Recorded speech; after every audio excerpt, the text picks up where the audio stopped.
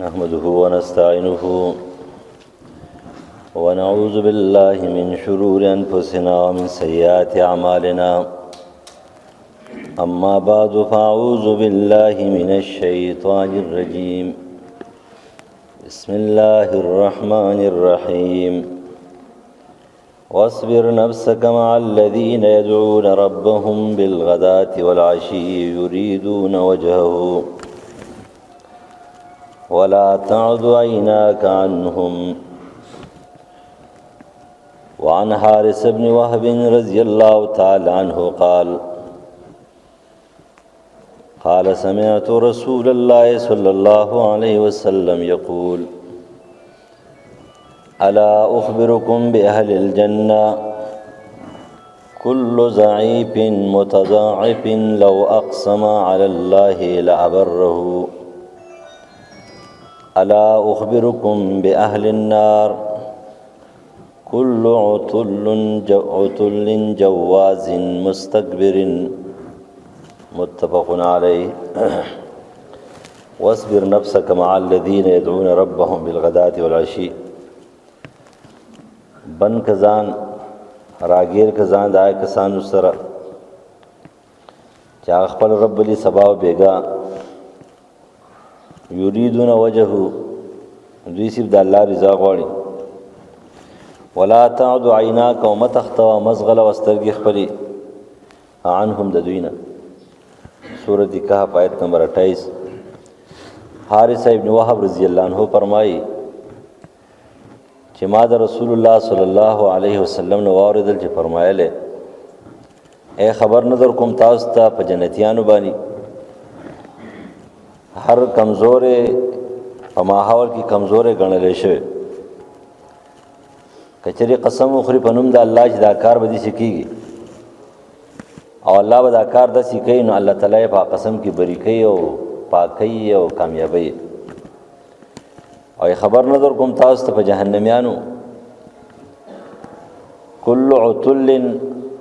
هر سخت طبیعت او کوګ انسان جوازن جمع کون کے مال لرا او خرچ کون کے نوی یا جواز الزخم المختال پی مشیه هغه چې تکبر او غرور په چال کې وي یا هغه انسان دی چې امیدونه زیات دي او د دنیا خوراک تش د خپل ځان پورې محدودي حقوق پکې نه ادا کوي مستكبرن هغه متکبر او مغرور انسان صحیح بخاری او مسلم فضل له د کمزور مسلمانانو او د فقراو او د خلکو په نظر کې هغه لاندې خلک شان نزول مطابق همداري چې نبی عليه السلام په محفل کې وو صحابه ناسو دا وخت مطابق کم صحابو چې اسلام قبول کړو نو پاکي زیات تر حصہ او تعداد چې در کمزورو ضعیفانو فقیرانو شاو سره جامع لباس خوراک او اسکاک داوم نو ډیر کم نو هغه عاجزان او کمزوري خلق په دې خلکو لیدل د نبی عليه السلام سره نو لږ سپک په قتل او بیا به دغه غټو خلکو چې دا ځان ته غټ ویل دوی به دا شکایت کو چې د نبی عليه السلام سره دا کسان ناسي دیو جمګي خوانه نه ورزو کدی ور سره زمون په وخت کې جمع ورته دوی نه وي نو موږ سره ناس نبی عليه السلام په ځل کې دا خواهش پیدا شو چې رضا دا مطلب نه دی چې او د سپک کدل مطلب دا و چې دا خاصي مسلمانان دي عمر فاروق اسلام نو قبول کړه نو د شرک او د کفر په زمانه کې هغه د مسلمانانو د سپک کتل ولیکن چې کله بیا اسلام قبول کو نو بیا دغه عاجزانو فقیرانو سره په یوځی کې ناسو دغه شان غټ غټ خلکو خالد رضی الله عنه عمرو ابن عاص رضی الله عنه خو دې ځګ نه تله د مکې نه حبشې ته تله دی او حبشې ته تحفه تحای پړې دي او الته اسمه حبشي بادشاہ نجاشي هغه ته ویل چې دا خو زمونه تختیدلې دي او دا داسي دي خپل دین پرې خره د دې وجه نه خو چې کله هغه وفات کېدو جړل یې که نه. صحیح مسلم حدیث دی، عبدالله زوی د عمر چې د عمر رضی الله عنه زوی عبدالله فرمایي چې پلار مې ډېر زیات جړل، ډېر زیات. ما ورته ته ولې جاړې؟ ته خو د پیغمبر سره پاتې شوی انسان یې، صحابي یې، ستا خو ډېر لوی کمالات دي، ډېر لوی سیاستدان و، لوی سیاستدان. نبی علیہ السلام د هغه په شان کې د ډېر ماهر دی. دیم په دهات العرب کې و، حکومت ورانول جوړول دا د هغه سم د 10 لاس کارو. او تا خو د اسلام لپاره ډېرې قربانیانې کړي دي، جهادونه دي کړي دي، ولې جاړې؟ نا ورته ویل چې داسې شی دی چې په ما باندې 3 ادوار راغلي دي. یو زمانه او یو دور داسې و چې که په دغه کې مړ وې نو د جهنم یخ مې ځای و چې په دنیا کې بل څوک بدي نه شو سوا د نبي علیه السلام او دغه د ملګرو. یعنې دومره سرکشه، دومره بغاوت چې دې ځای کې نه پسې لاړو، حبشې ته پسې لاړو. زما داسې څومره تکلیف په ما رسولی شو نبي علیه السلام او دغه ملګرو ته، ما به رسو، دومره مې بدي شو. خبرې کول خو دا بعید خبره وه، ناسته خو دا بعید خبره وه چې ورسره کښېني خبرې ورسره. نو دا وګورئ که نه، خو چې کله اسلام قبول کو نو د اسلام د قبلېدو نه بعد بیا هغه عمر رضی الله عنه دی چې هغه صحابو سره، هغه بلال او هغه کمزوري مسلمانان او ضعیف مسلمانانو سره بس یو ځای ناستي، خاورو کې ورسره ناستي. نو یو دور را باندې دغه راغلی. دویم دور را باندې راغلی که مړ وې نو امید مې دا دی د پروردګار نه چې سیده به جنت ته تللی. او د هغې وجه دا ده چې نور خو څه نه و، خو لیکن د الله او د رسول سره مې حقیقي مینه وه. په انساناتو مخلوقاتو کې مې د رسول الله نه بل څوک زیات خوښ نه و. لیکن یو بله زمانه اوس راله، درېیمه زمانه راله، او درېیمه زمانه باندې جاړم. درېیمه زمانه راله، د خپل ځان نه ته اوس پته نه لګي کم طرف ته روان یم. حالات راله، جنګونه راله، جنګي جمل راغی، سپین راغی، حکومتونو کې جوړ توړ راغی. د حضرت علی حضرت معاویه رضی الله عنه مسائل راله، او زه حضرت معاویه سره ولاړم. په دغه ټایم کې م ته جړل په دې خبره چې زه د حضرت معاویه سره ولاړم، دا مې ښه نه دي کړي، د حضرت علي سره ودرېدل پکار و. ځکه حضرت علي چې دی نه هغه په حقه و، خلیفې وقت و. خو زما بس هغه اجتهادي خبرې او هغه جنګونه او هغه لړایان او هغه مسلو چې دی زه پریشانه کړم ما مخې ته دي،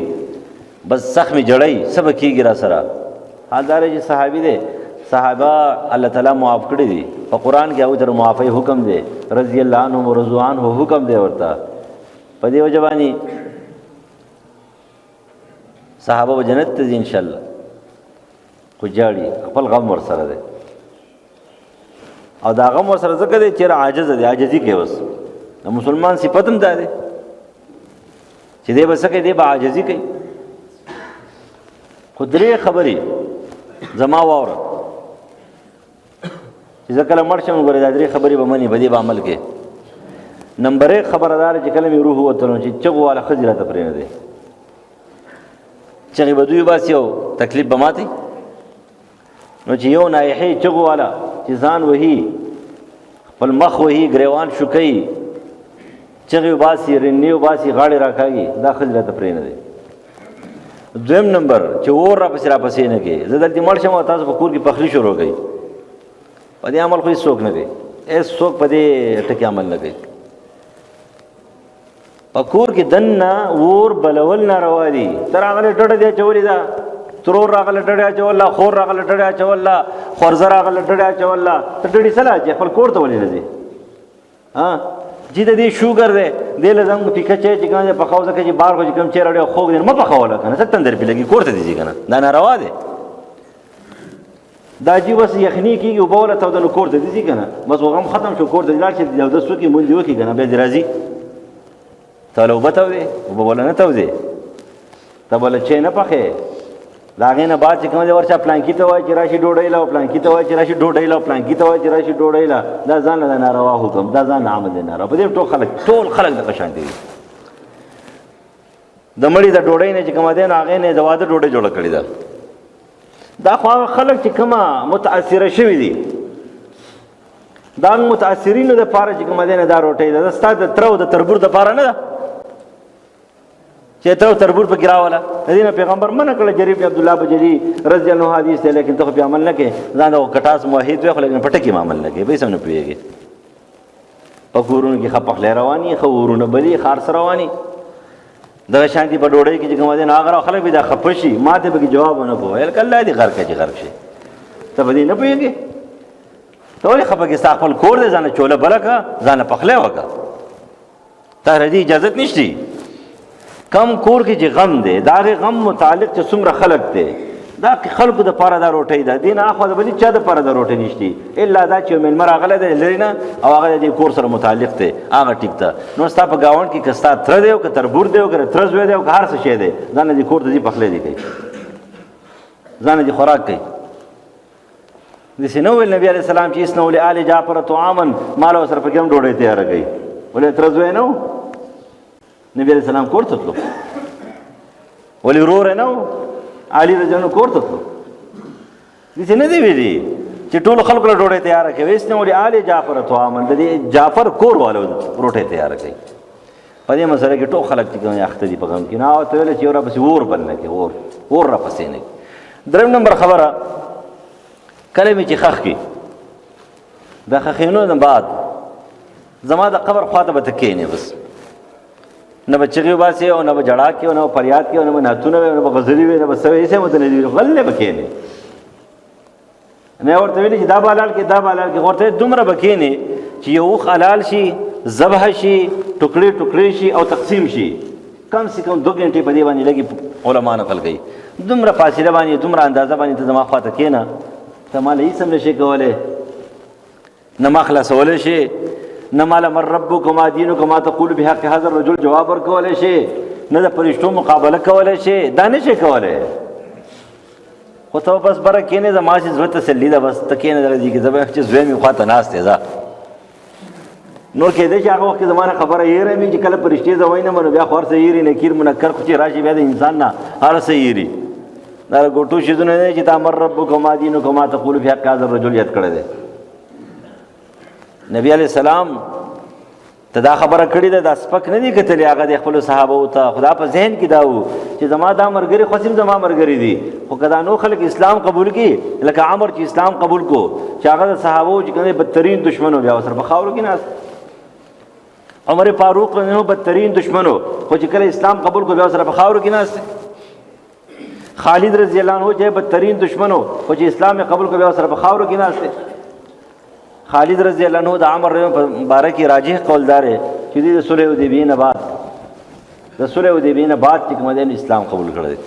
اگر که د خیبر په غزا کې د خالد رضی الله عنه چې کوم دین وجود نشته نو بیا معلومی کې دا چې د خیبر کې د شي د په لار روانو دغه د خیبر غزا په 7 هجری کې شوې ده نو کې د شي په دا کې راغله بعض علما دا نقل کوي چې د فتح مکه نه لګ مخ اسلام قبول کړی دی کې د شي لیکن دا ضروری نه ده چې خامخا اگر هغه په خیبر کې شریک شي کله چې خیبر کې شریک شوی نه اسلام مخکې قبول کړی خو د تاریخي روایت مطابق د 6 هجری نه بره عمر او خالد رضی الله عنهم اسلام قبول کړل لیکن هغه خالد سیف الله چا د مسلمانانو په جنگ احد کې د شکست سبب ګرځیدل اگر که څه شرایط دوی پریخو لیکن هغه په حمله وکړو شکست ملاو شو هغه بیا د چا سره ور سره بیا عاجزۍ ته ګوره بیا چې کله عمر فاروق رضی الله عنه د بیت المقدس ته فتح نه بعد بلال رضی الله عنه ته چې لاړ بشي نیمرۍ ته ول صادر واچي او مخې ته د خلکو راولي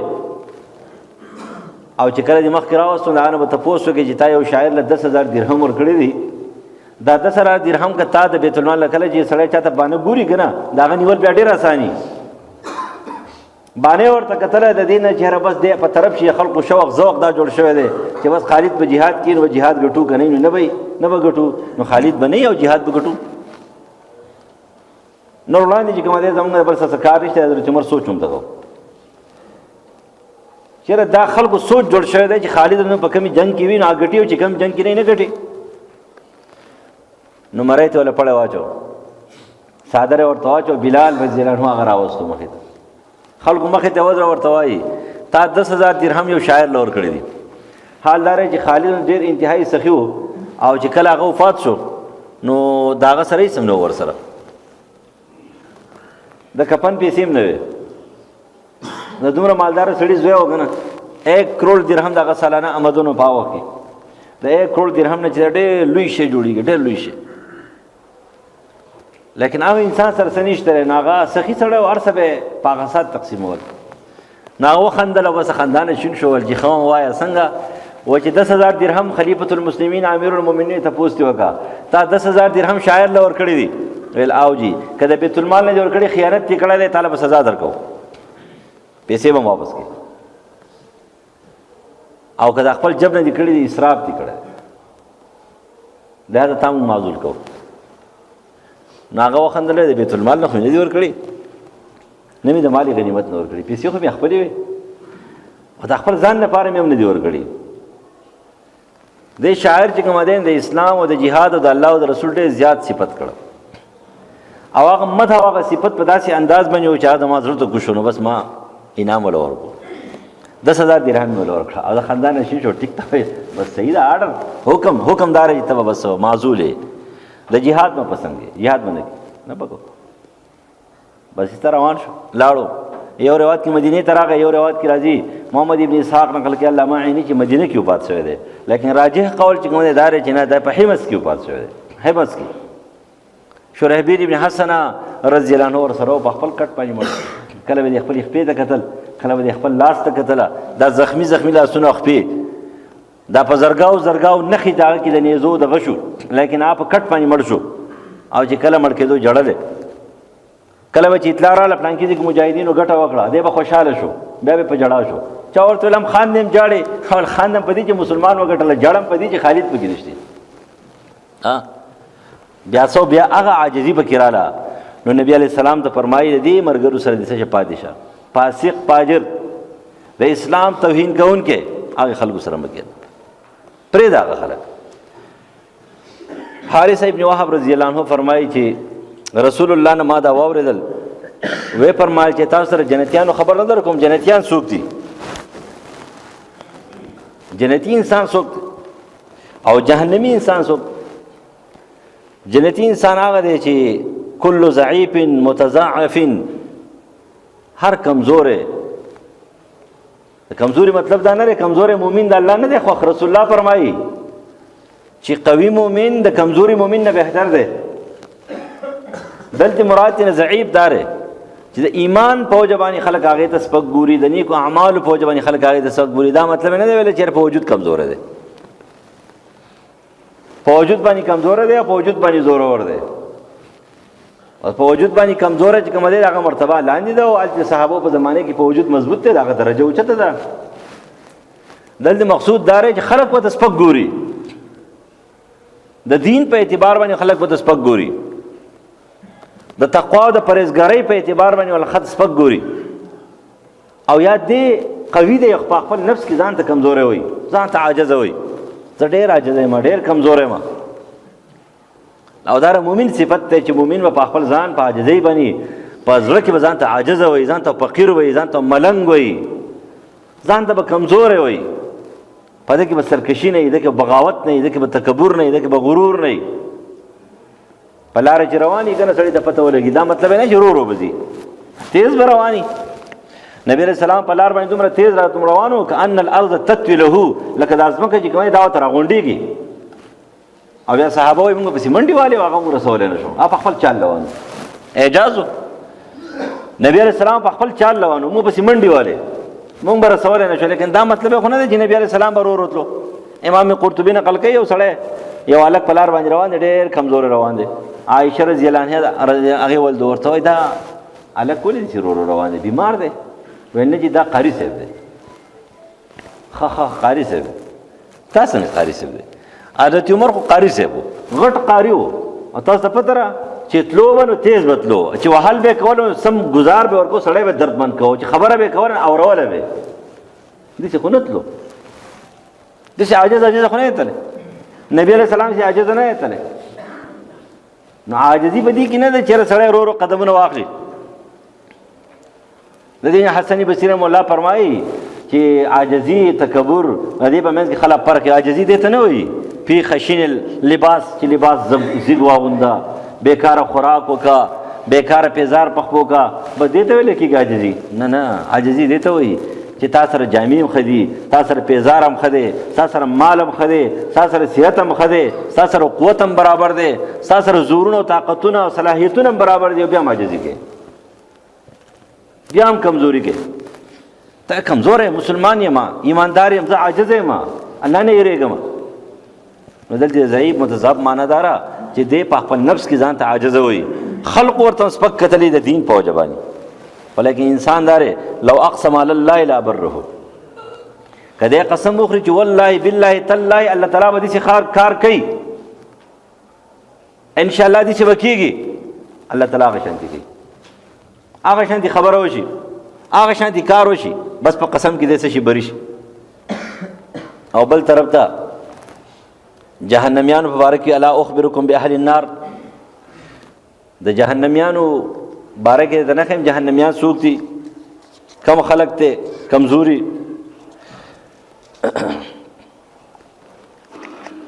نو کل عطل، هر غلیظ جافی، هر سخت طبیعت چې هر انسان داغه نه ځان ساتي، په هغه طرف نه ورځي. خلک وایي که نه یاره په هغې طرف مه ورځئ، ولې پلان کې ناست سپی دی او سم غاپي چې چل کوي، په هغې طرف چې ورځئ، چا ته سمه خبره نه کوي،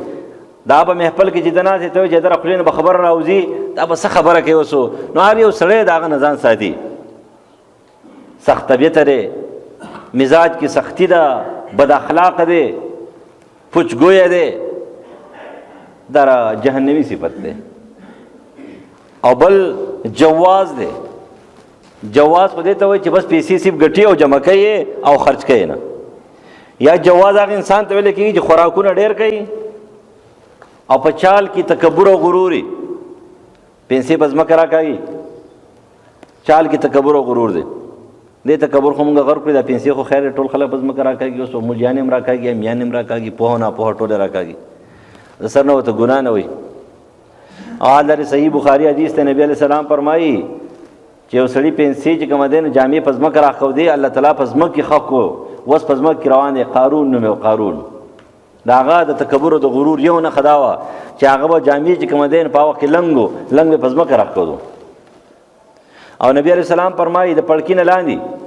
د لنګ او د پرتوګ هېڅ حق نشته دی. او من جر ثوبا خیلا که څوک وایي نو هغه ابو بکر صدیق رضی الله عنه او رسول الله ته فرمایي یا رسول الله زه خو د خپل ځان خیال ساتم، لنګ اوچتومه زمانه ښکته کېږي، ملا کې مې فرق دی. نبی علیہ السلام ته وویل ته په هغې کې نه، ته خو یو خو لنګ اوچتی، دویم دا چې ته خو عاجز یې، ته خو پې لنګ اوچتولی نه شې، ستا نه ښکته کېږي، کمزور یې، ملا کې دې فرق دی، او عاجزي ده، عذر دی. لیکن ته ځان برابر کې د پړکي نه پیسې لاندې کې په ځمکه باندې راکاږې، واده لازم، پروګرام لازم، کاټن جامې دې اغوستې دي، سرکړې جامې دې اغوستې، په لار روانې، د الله نه نه یېرېږي. دا لوی تکبر او غرور دی، دا ګناه کبیره ده، دې ته څوک ګناه کبیره نه وایي، دې ته څوک تکبر او غرور نه وایي، دا تکبر بعینه نښه ده. د دې وجې نه ښایسته خبره امام جساس کړې ده چې هغه فرمایي چې یو سړي نه تپوس وکړي، ابوبکر جساس حنفي، چې هلکه ته را پیسې پر ځمکه باندې دا لنګ پر ځمکه ولې راکاږې؟ نو دی به تا ته وایي په زباني قال یا په زباني حال سره چې بدې ښکارم، یا ورته په خوله وایي چې بدې ښکارم، که په خوله درته ونه وایي نو د ده زړه به وایي چې بدې ښکارم. واقعي خبره داسې ده، دا پیسې چې نه اوچتوي که نه، د دې وجې یاره بدې ښکارم، خلک وایي څه بډې دې والې، څه چل دې کړی دی. او بډې وال پکې شته، په حدیثو کې دي، بې شماره حدیثو کې دي، د معاذ ابن جبل حدیث ته نور بې شماره روایت دي، بډې پکې شته. نبی علیہ السلام ته لنګ اوچت کا، نورې اوچت کا، نورې اوچت کا، نو څنګه ورته بډې ووه، داسې خو ته نه وایي چې قنچي پسې راوله لاندې دې کټ کوه، وایي بډې ووه. او د ابو داود په روایت کې چې نبی علیہ السلام په یو سړي باندې 3 ځله مونځ واپس کړی دی، 3 ځله لاړ چې اودس وکړه، مونځ نه دی شوی. او یا رسول الله ماله دې نه ښه مونځ بل نه راځي، لنګ دې ښکته دی، لنګ یعنې ته مانځه ته ودرېږه او ستا لنګ ښکته دی. په مانځه کې مې اهتمام دی او باره مې اهتمام دی، لیکن دې ته څوک توجه نه کوي. دا په عامو خلکو کې، په خواصو کې دی. نو کل عطل جواز، جواز دی، په چال کې تکبر دی، او مستکبر مغرور دی، متکبر حقیقت کې دی ته وایي چې بطر الحق او غمت الناس کوي، یو طرف ته د حق نه انکار کوي، د خپل خواهش، د خپل زور، د خپل مال او دولت، د خپل نظریه او د سوچ مطابق کله چې د قرآن او د حدیث خبره مخکې راشي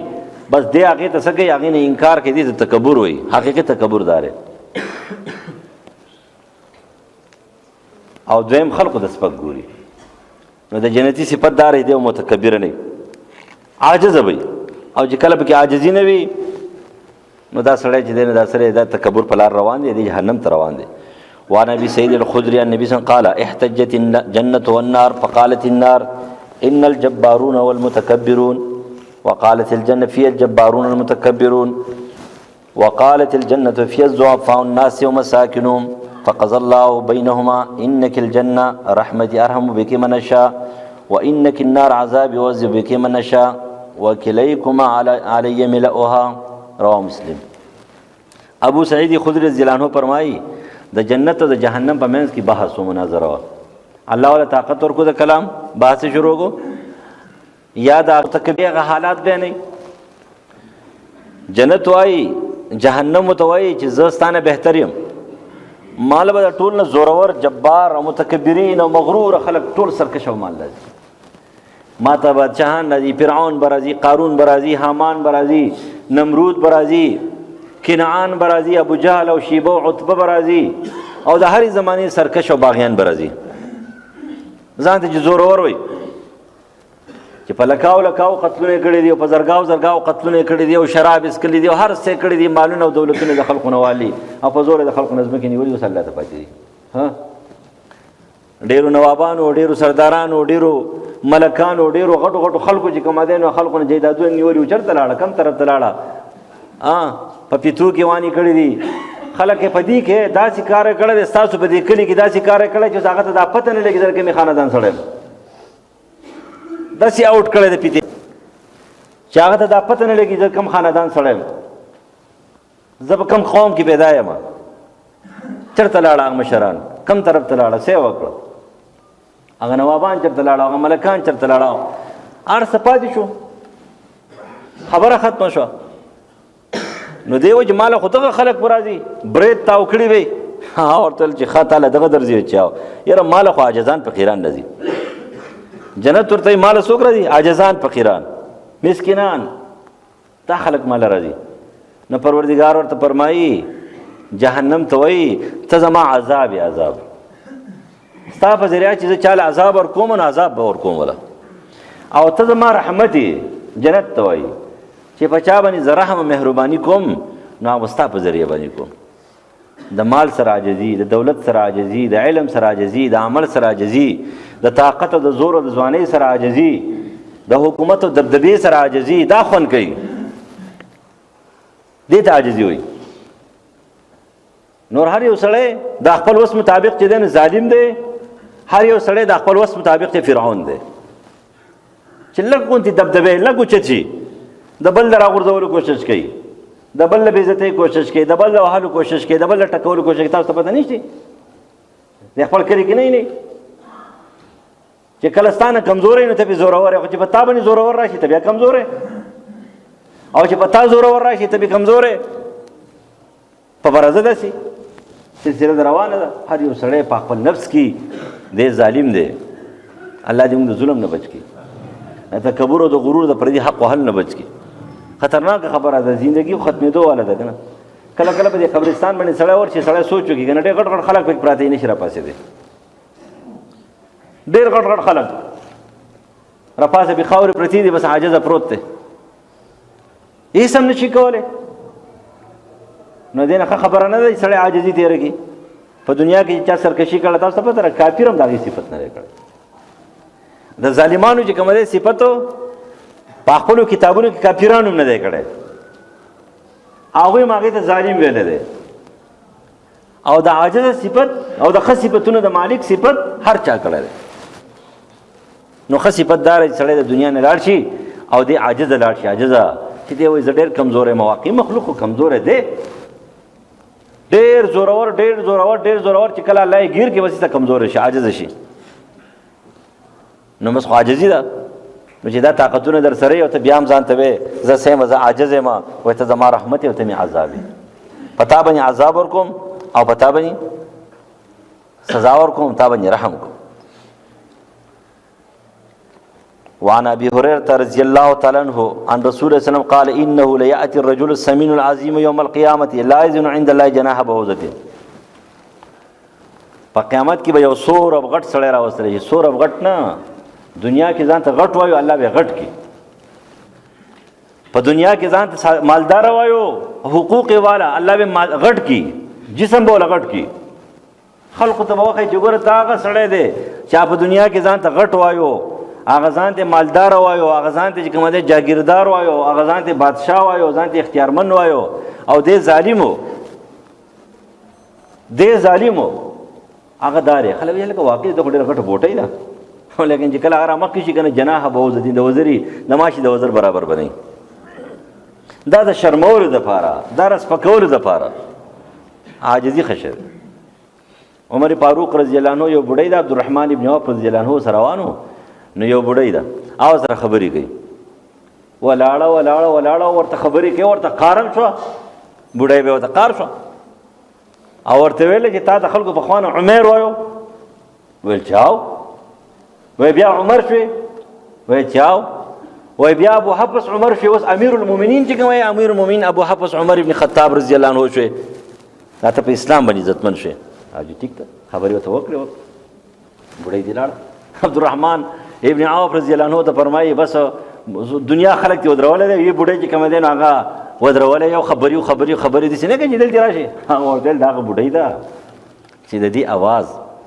پروردګار چې کوم دی په عرش اورېدلی دی، یعنې په اتېشتمه سپاره کې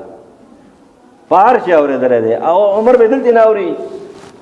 زه به ورته ولاړ یم، دی چې څومره خبرې کوي دا کوي به، داسې ورته نه ویله چې زه خو ته ما ته عمر وې، ته ما ته وې چې ته دایې زه امیر المؤمنین یم، غلی ورته ولاړ دی. حال دا دی چې حضرت عمر ډېر باروبه انسان و. کله به چې د عاجزۍ په میدان کې و چې کوم ځای کې عاجزي په کار ده، نو د عاجزۍ په میدان کې بالکل ملنګ و، خو لیکن چې کله به هغه ته پته چې اوس چې دی نو څه په کار دی، عاجزي نه ده په کار ده، که یهود او عیسیان یې دي ته زور په کار دی. اشداء علی الکفار رحماء بینهم، نو بیا حضرت عمر چې کوم هغه سترګې به د هغې عمر نه وې، بیا به سترګې بدل وې، بیا به سترګې څه بیا بدل وې، بیا یهودو عیسیانو مخامخ هغه ته نه شو کتی. بوډۍ خو ورته مخامخ خبرې کولی شي، لیکن یهود عیسیانو ته مخامخ خبرې نه شي کولی. دې ته عاجزي وایي. حقیقي عاجزي هم دا ده چې د مسلمان مخې ته سې عاجز یې، د مظلوم مخې ته عاجز یې، لیکن د ظالم مخې ته چې کوم دی نو ښه برابر ولاړې، د کافر او د مشرک مخې ته بالکل سید برابر ولاړې. دا راغلي صحابه وو، د هغوی صفتونه، یو طرف ته څومره عاجزي کوي او بل طرف ته څومره سختي په میدان کې، سختي د یهودو سختي، عیسیانو سره سختي، مشرکانو مخې ته سختي، لیکن په خپل منځ کې دومره عاجز دي چې انتهایی عاجز دي. ابوبکر صدیق رضی الله عنه ته یو ځل حضرت عمر او د ابوبکر همیشه مناظره وه، عباس په هغوی همیشه کوه. یو ځل نبي علیه السلام ته فرمایي تاسو دواړه بوډاګان که یو ځل تاسو په څه اتفاق کولی که نه په جنګ بدر کې چې کله تپوس ترې وکړو ډېر به ښه وی. یو دې طرف ته دی بل دې طرف ته دی، یو شان مشوره ورکوي بل شان دی رایه ورکوي. حال دا نبي علیه السلام او د ابوبکر صدیق په رایه باندې زیاتره عمل کوو، ځکه د هغه درجه اوچته وه. ټیک دی چې په جنګ بدر کې رایه د حضرت عمر ټیک وه، قرآن او حدیث ویلي. خو یو ځل ابوبکر صدیق رضی الله عنه د حضرت عمر خبره وکړه، لږه تیزه خبره وکړه، بس استاد ابوبکر راغی خفه شو، نبي علیه السلام خواته کېناستلو، او چې کله حضرت عمر راغی او ویل چې دا زمانه خفه شو، نبي علیه السلام نه غوسه ورغله، حضرت عمر ته قال دا هغه سړی دی، ان ابا بکر امن الناس بنفسه و ماله، دا هغه سړی دی چې دا خپل نفس او مال ټول زما په ادبار ختم کړی دی، چې زما په پیغمبري ادبارو، ته پیغمبري، مال ختم، نفس ختم، جان ختم، هر څه قرباني کړي دي، خپل پلار یې والي دی. دا یو سړی ماته نه پرېږدي. او قسم دی چې که ما څوک خلیل نیولی په دنیا کې نو ما به ابوبکر صدیق خلیل نیولی وی، خو بس خلت الاسلام افضل، د اسلام ورورولي چې کوم دی ټیک ده، نور خلیل چې کوم دی زه دته نشم ویلی، ځکه پروردګار ته خلیل ویم، او خلیل الله یو ابراهیم علیه السلام، نور د دې زما چې دی نو ملګری دی. خلت الاسلام دی په دې کې ډېره ټولو مخلوقاتو کې د پیغمبرانو نه بعد په ټولو صحابو کې د هر پیغمبر صحابه چې راغونډ کې په ټولو صحابو کې اول نمبر دی ابوبکر صدیق. یعنې اوس چې ولدو که نه هلته وګوره او دلته وګوره چې مرغل له ناس بس غلطي شوې ده معافي وغوښته بیا به دا بوډا بابا نه خفه کوم دې ته بیا تېزه خبره نه کوم لیکن بیا به مو سره کوله خو مسایلو کې به سره چیړ کوو اکثر به حضرت عمر بیا پړ کوو دا عاجزه خلکو دې ته ایمان وایي دې ته اسلام وایي الله تعالی دې په مونږ کې عاجزي پیدا کړي الله تعالی دې په مونږ کې کمزوري پیدا کړي چې ته په خپلو اعمالو په ایمان او په زور او په قوت او په مال او دولت باندې سرکشي ونه کړو بغاوت ونه کړو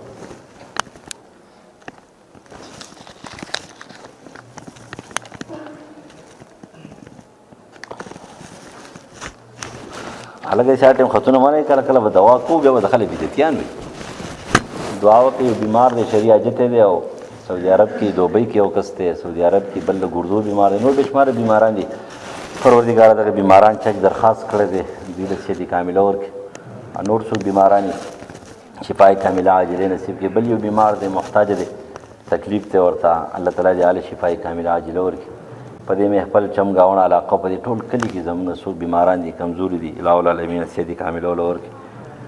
د چا څه شرعي اجاز ضروريات یا ختم کړي هغه حل کړي پروردګار چې څه مسلې پریشانیانې دي هغه ختمې کړي چې الواد نشته نیکان صالحان الواد وله ورکړي نارینه الواد نشته نارینه الواد وله ورکړي او زنانه الواد نشته زنانه الواد وله ورکړي څوک قرضدار دي قرض النجات نصیب کړي پروردګار موږ معاف کړي الهو العالمین ډېر بد حالات د اسلامي دنیا دپاره پروردګار د اسلامي دنیا محافظ د حرمینو حفاظت وکړي د بیت المقدس حفاظت وکړي د مظلوم مسلمانانو امداد او تعاون وکړي زموږ دا وطن په ډېر مصیبتونو کې د پروردګار تعالی دې محافظ شي الهو العالمین دې حفاظت وکړي کم خلک دې ورانولو کوشش کوي داخلي خارجي دي الله تباه و برباد او نیست و نابود کړي د اسلام محافظ شي حقیق مجاهدین کامیاب کړي عقیدایان کامیاب کړي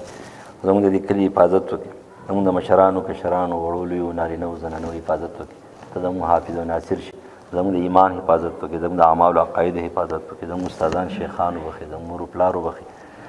پروردګار ته زموږ معافي وکړي الهو العالمین ټول ګناهونه مونږ ته معاف کړي الهو العالمین ټول ګناهونه مونږ ته معاف کړي اللهم ربنا